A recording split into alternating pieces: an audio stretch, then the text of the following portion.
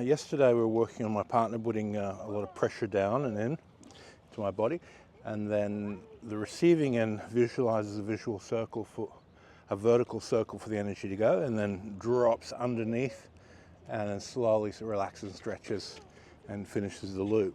And then with each repetition you radiate the relaxation out a little bit further, and you keep building this a larger and larger, longer vertical circle. And then from there we went into, as he puts pressure in, more. Then as we drop, we loosen the hips and turn a little bit left and right, and depending on what direction we want to send the energy as we're sinking, it waves the bodies, the balance, the astral and physical, and separates them.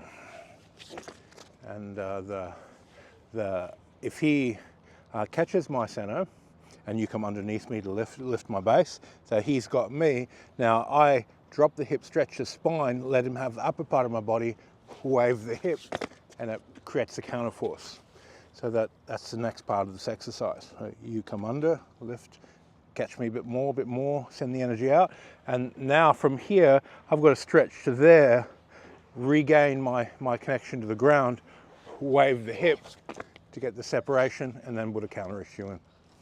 Okay, have a play.